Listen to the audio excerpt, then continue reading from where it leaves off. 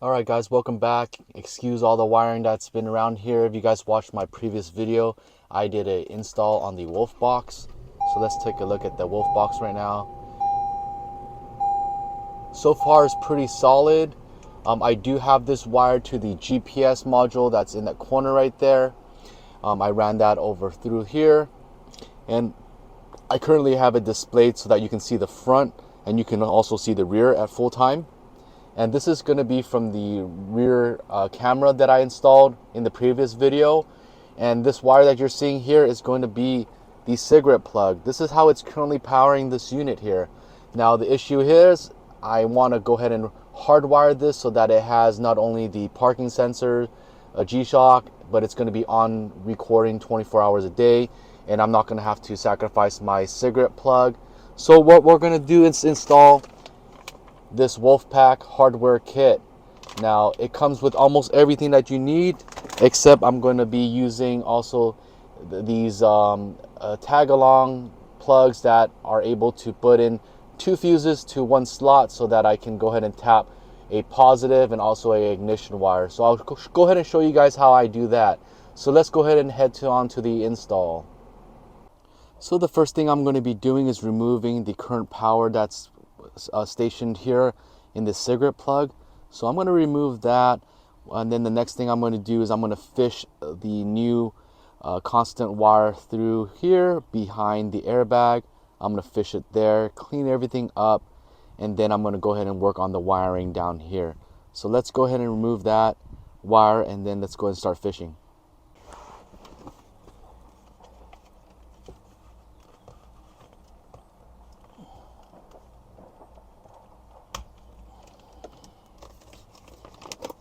That's the power that I'm removing.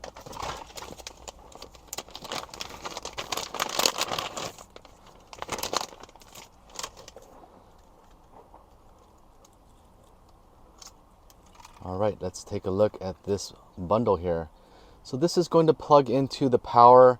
This is going to be ran through the side, and then I'm going to basically tap into a ignition wire. This is what turns it on completely when the vehicle is turned on. This complete power is going to be the one that's going to be keeping the camera on at all times, recording while the vehicle is still off. So, and this last one is going to be the ground wire. So just 3 basic wires, pretty clean. I just need to tuck this little module inside, but let's go ahead and unravel and let's go ahead and get to this install. Okay, now as I mentioned in the previous video, what you want to do is you want to make sure that you're running this behind the airbag. You do not want any wires to interfere with your side airbag. That's dangerous. That's not how I want you guys to install this. So what you want to do is take the 10mm bolt out right here, and then you're going to fish it behind the airbag.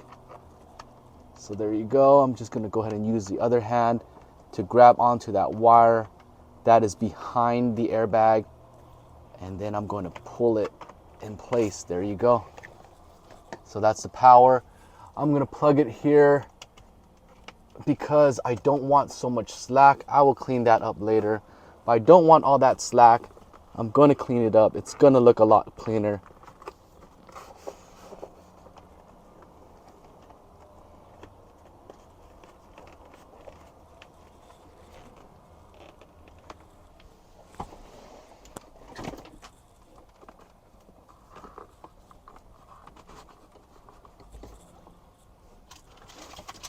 Got a bunch of panel tools, so make sure you guys are using those panel tools.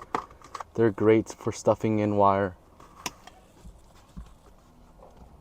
Excuse my filthy ass car. I went ahead and removed the husky liner and it is filthy in there. But nonetheless, let's go ahead and get to the install. That's the most important thing. These remove very easily. Just pop that out. And then the kick panel.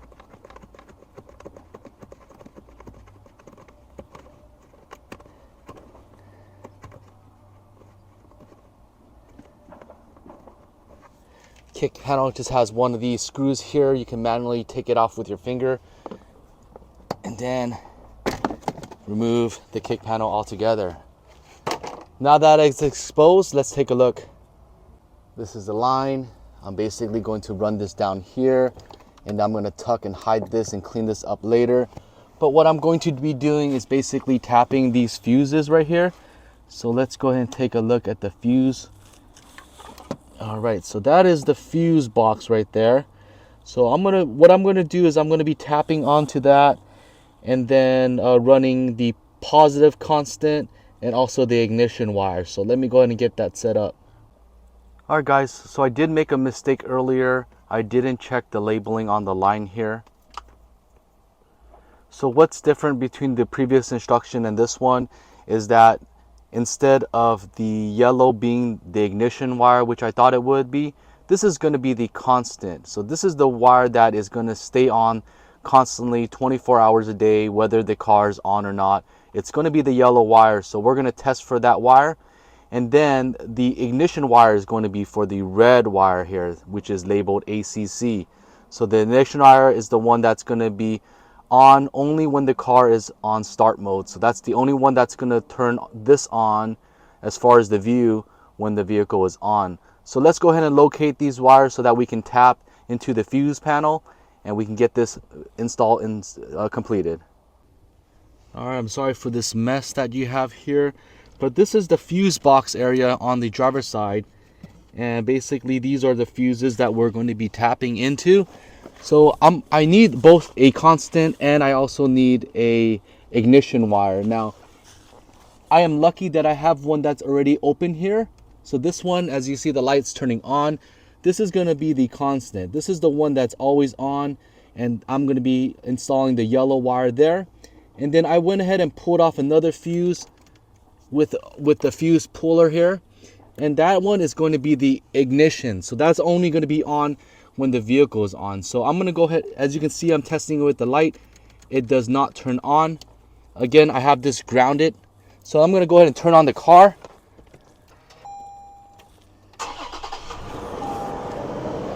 Now that the car is on, the ignition should be on, and this wire should turn on. So that shows you that the ignition is on. And then as I turn off the car, it turns off. So that's how you locate the wires. Let's go ahead and get this wired up.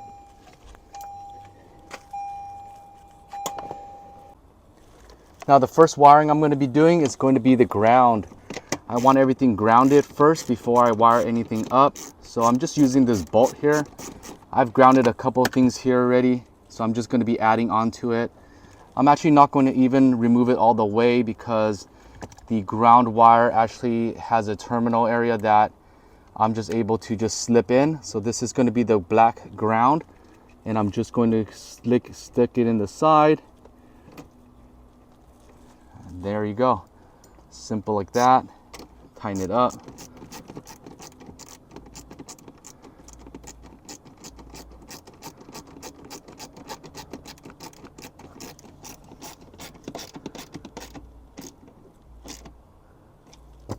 Gonna tug on that. It's tight. Perfect. All right, now that the ground is in place, what I'm going to do now is focus on the ignition wire, which is going to be, again, the red wire.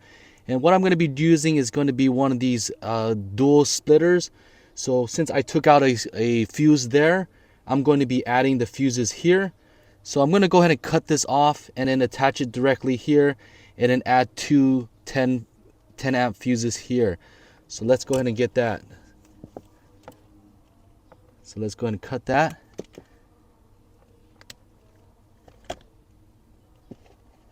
This is the add-on fuse.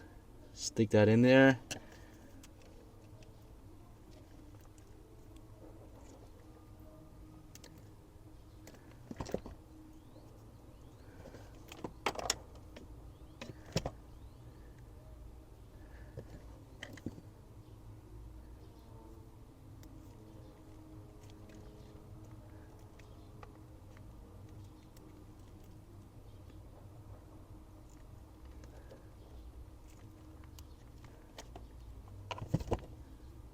Okay, now that it's installed or plugged in, I'm going to go ahead and stick both of the 10 amp fuses here. Okay, now that both of them are in, I'm going to go ahead and tap into the rear. That's the area of the fuse that I replaced.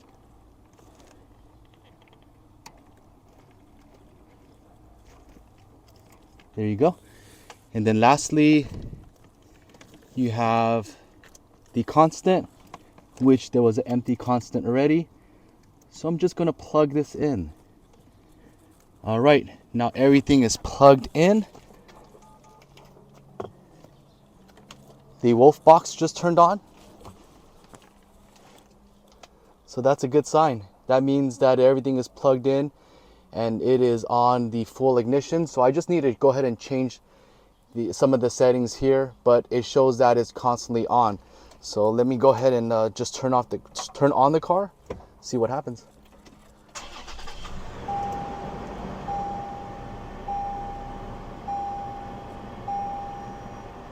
There you go. And then when you turn off the car, it is still on. It is still recording. So only thing I need to do is change the settings so that that turns off, which is again what it's doing right now, but it is recording in the background. So that's a good sign. So let's go ahead and clean everything up, tidy everything, and then we are good to go. Hope you guys found this video helpful. Again, guys, I'm going to drop a link below for everything that I used here. Thanks for following me on this install. I love the product so far. I'll be making another video when I shoot a nighttime video of this working, and let me know your thoughts. I'll catch you guys on the next one. So I did want to include a follow-up video. This is right after the install, and basically what you're seeing here is my rear. So I have an overland kitchen set up and it's kind of blocking the view. This is the main reason why I got the Wolfbox. As you guys can see, I can see the back right now. It's pretty clear. The time, it has a time and everything is visible. You can also adjust where you want to point it out to. So you just need to click the settings and you can actually adjust whether you want more of the front view. And what you're seeing there, the lines, they're actually because of my rear view. If I take that down, it's actually even more clear. But that's just my rear window hatch.